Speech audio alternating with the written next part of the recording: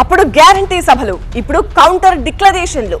ఏ declaration తో అయితే కాంగ్రెస్ అధికారంలోకి వచ్చిందో అదే డిక్లరేషన్లను టార్గెట్ చేసి కాంగ్రెస్ సర్కారును దెబ్బకొట్టే వ్యూహాన్ని రచిస్తోంది గులాబీ పార్టీ. ఎక్కడైతే కాంగ్రెస్ హామీలు ఇచ్చిందో అక్కడికి వెళ్లి గ్యారంటీ కార్డు సంగతి ఏంటని ఆ పార్టీ నిలదీయబోతోంది.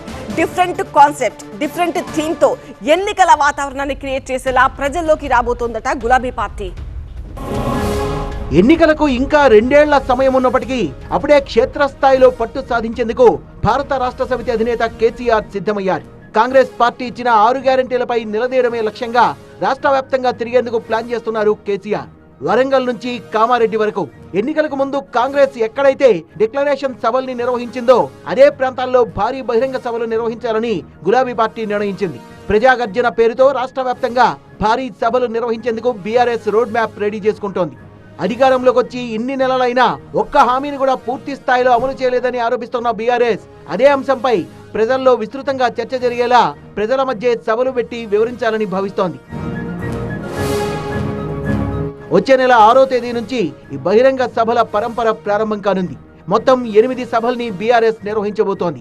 ఒక్కో సభలో ఒక్కో వర్గానికి సంబంధించిన అంశాల్ని ప్రస్తావిస్తూ కాంగ్రెస్ ను కార్నర్ చేయాలనేది కారు పార్టీ ఆలోచన.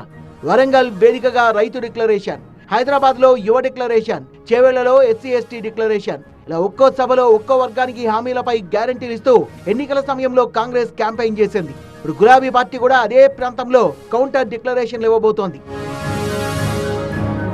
ఏ ప్రాంతాల్లో అయితే కాంగ్రెస్ హామీలు ఇచ్చిందో అదే ప్రాంతాలు వేదికగా ప్రజల్లో ఉన్న అసంతృప్తిని తమకు అనుకూలంగా మార్చుకోవాలని బీఆర్ఎస్ భావిస్తోంది.